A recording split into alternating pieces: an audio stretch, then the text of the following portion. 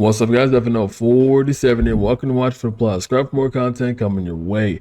If you do want to find out more about the Boku no Pico review, that did happen. Well, it was removed. It wasn't a Mandela effect. It actually did happen. Check out my second channel video I did on it. It describes a bit more in detail, basically what happened there and my views and takes on it, essentially. So today we're reviewing a show called Dragon Rider, and it's essentially like a vast lore, just infested plot with just 2 episodes. So you can just absorb so much information within the span of 2 episodes.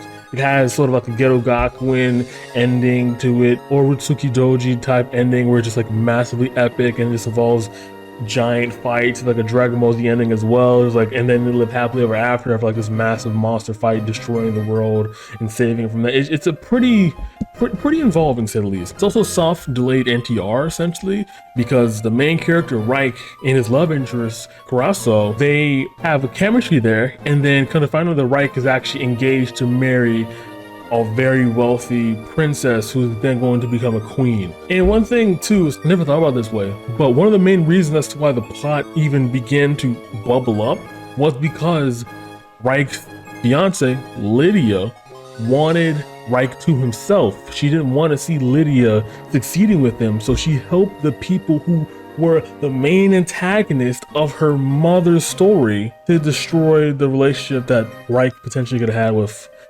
Yeah, it's very confusing, very confusing. Let's go all the way back to the beginning. So we have Reich here. Reich is just, he pops up in the village. This random little village in the middle of bumfuck nowhere where Kurosawa was just hanging out with her mother. Mid-teen, she was adopted, and then she's been there for a couple years in a tiny little village. Pike comes in, says, "What's up, I'm hungry, I want to be a dragon knight." And they're like, "Oh god, dragons? My, that's very frightening. We don't see that much around here in this small hidden village." And the moment they say that, boom, there's like 420 30 gaggles of dragons just come and just decimate people. And yes, the dragons do come and literally just disintegrate people as they walk by. Maybe it was to save budget, who knows?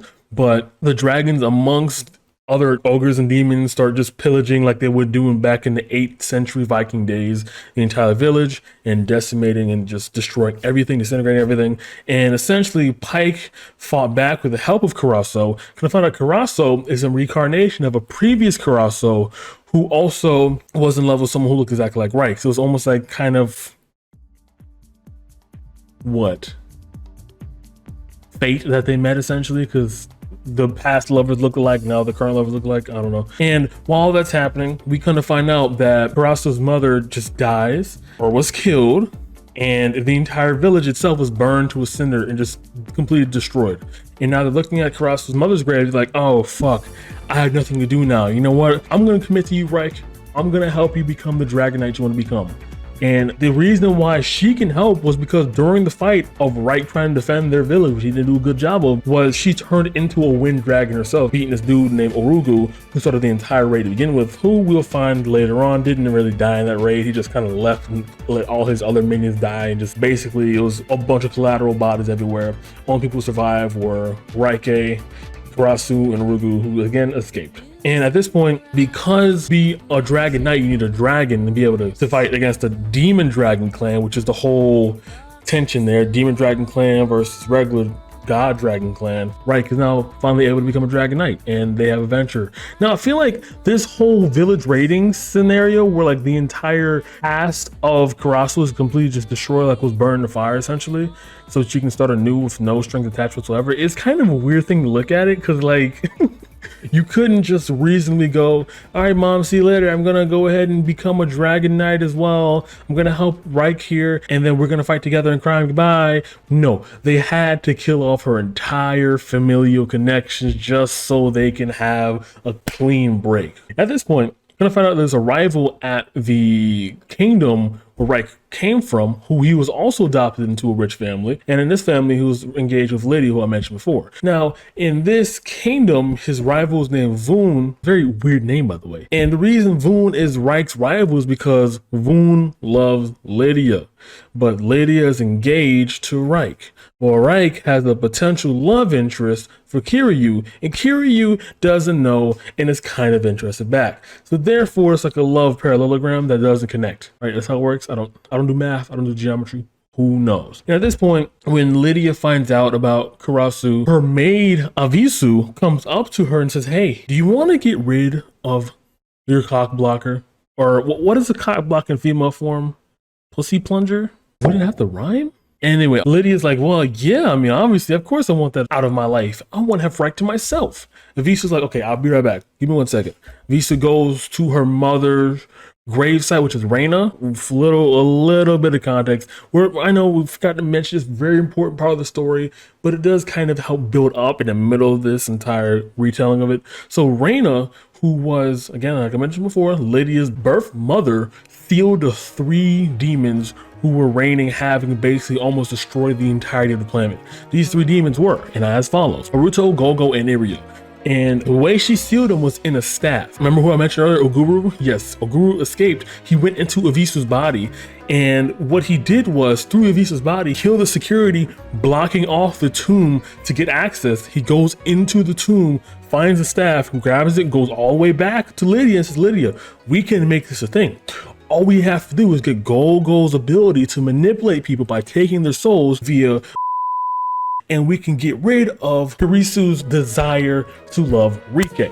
And then at this point, Lydia's like, oh, well, I mean, shoot, if that's all it takes, I'm down. And she signs up a pact with Ogoru hiding in Avisu, her maid's skin. And then when that's revealed, when she finally breaks the seal of the 3 demons, she gets, this is what it's meant to be. Like, you can't dive into something with no strings attached. Basically what she did there was try to wish on a genie lamp without realizing there were like terms and conditions that she didn't read or sign. It's like that type of scenario going on there. And after that happens, kind of find out that Ogoru is now taking over every single member in the kingdom one by one, bit by bit, to completely control them all. So when he completely comes out of the skin suits he's harboring in, along with the help of the 3 demons who were sealed, again, their names are Naruto, Gogo, and Iryu, they can just control and go back to what they were doing 10 years ago, because this is all happened 10 years ago. Reina stopped it all. And at this point, they got a couple people underneath their reign. Ogoru doing most of the manipulation there. And Ogoru decided to set up a slight assassination kidnap attempt by making Voon and Reike race on their dragons. When that happens, what they were planning to do, like in Yuasha here, it was planned betrayal. Started off on good faith, right? Reike's like, okay, I'm racing, you see, goodbye, and he starts racing, takes it very seriously. Voon, being possessed by Oguru's manipulation tactics, and Gogo's as well, he separates the dragon Kirisu and himself, Reike, from each other, kidnap Kirisu, take him all the way back to the kingdom, reveal that Kirisu was a reincarnation of a demon dragon who became a dragon knight, god clan member, whatever, and to ostracize her that way. However, when that happened, that was the perfect time when Gogo decided to reveal himself and reveal his entire plot. He didn't decide to hide anymore. I don't know why he waited to that exact moment when the actual kingdom itself, Kaiser's clan, because it's King Kaiser, that's who they're under, was about to punish Kirisu for being a demon dragon turned dragon knight and reincarnation. Why wouldn't you just wait for that to happen and then reveal your plan? Because now you're revealing your cards, people can be defensive now. There's no point. They just forget about what Kirisu was and they're going to focus on you now. Terrible villain plot, whatever, terrible. However, you got cocky, you got confident, and he can't hold back these 3 massive deities over here who were big and strong enough to destroy the world. He can't hold them back too long, so I guess that makes sense there.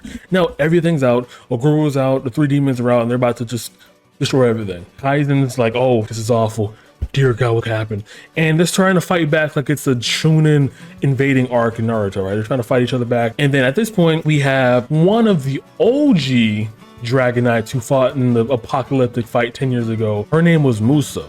And when Musa comes along and brings Rise, who fell off the dragon, that was Kirisu, and they got separated, and they're fighting now. At this point, Kirisu and Reike are just reinvigorated, reincarnated, because, well, when Ogoru came out and revealed himself, they stabbed Kirisu. And when she was stabbed, the only thing that can revive her from a fatal stab wound in the chest, sternum area right here, was to realize that she had a former life and a lover that looked exactly like Reike. And all Reike had to do was say, hey, I love you, come back and save my ass. And boom, she's awake and they're fighting, and now they're saving Lydia from the dragon, which looks like it's a poison ivy boss fight in Arkham Asylum. They go, hey, you don't want to do this, come on out. I know you're embedded into the dragon trifecta head, but if you come on out, we can kill it perfectly fine and live happily ever after like nothing ever happened. And that's exactly what happened. And bing bang boom, Kurisu and Raike live a life happily ever after. Lydia is just sitting here waiting for Raike to come back home so she can suck him off herself, and that's the end of the series. Right? What the show fails in is basically not having enough time to flesh out the villains' backstories. Because what happens is they do it like when Lord Slug in Dragon Ball, just as soon as you hear about him, he just goes to his final form and then gets destroyed immediately. No build up, no initial rising action, which is basically the same as build up, but it sounds fancier. None of that. It's just instantly climax, instantly the end. It doesn't make it seem like lives were at danger here. The world was at stake if you can just end the fight in like 10 minutes, right? That doesn't seem apocalyptic enough for me. Like you're building up in the first episode. Like what's the point of that build up if the final fight here is just gonna be like a little flimsy whimsy, bing bang boom, you're done. That bugged me, but if you gloss over that, I say tiny part because the whole story within itself kind of fleshed together. It's still a decent story I would watch nonetheless. And the slight NTR, which doesn't turn out to be NTR because Lydia was okay with being the side piece, ends off with, again, like I said, they're mentioning the dragon, Kurisu and Raike are just off living happily ever after. And that's Dragon Rider.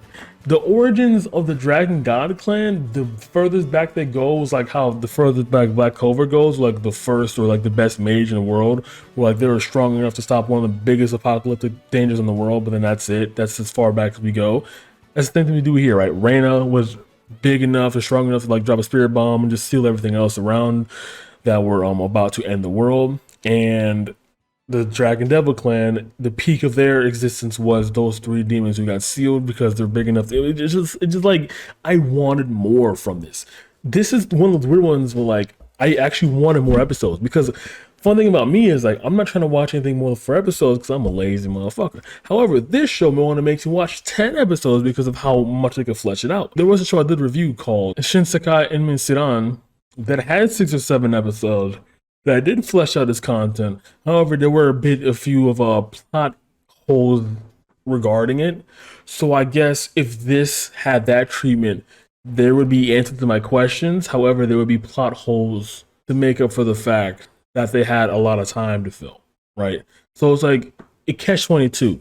You either have a series too short where it has a wonderful idea, however, not enough time to fully flesh it out, or a series too long where it has way too much time to flesh out an idea than originally was intended given the content and source material. So therefore, there's no true balance of what perfect amalgamation of a show would look like. All right, guys, I don't have an outro, but if I did, it wouldn't matter because no one makes so far to the video. Good night. Again, like I mentioned before, Boku no Pico taken down because of YouTube's new guidelines, apparently. And Boku no Pico was on the list, so not even touching it. Not even, I tried it again. I'm not gonna, no. Listen, honey, I may not look like a greedy capitalist bastard, but in my hardest of hearts, I am that. I like money. And if I can try to accumulate as much wealth as I possibly can, I will do so. Will that involve selling my morals? Obviously, they're worth a lot. They're morals. Duh. What the fuck am I even talking about?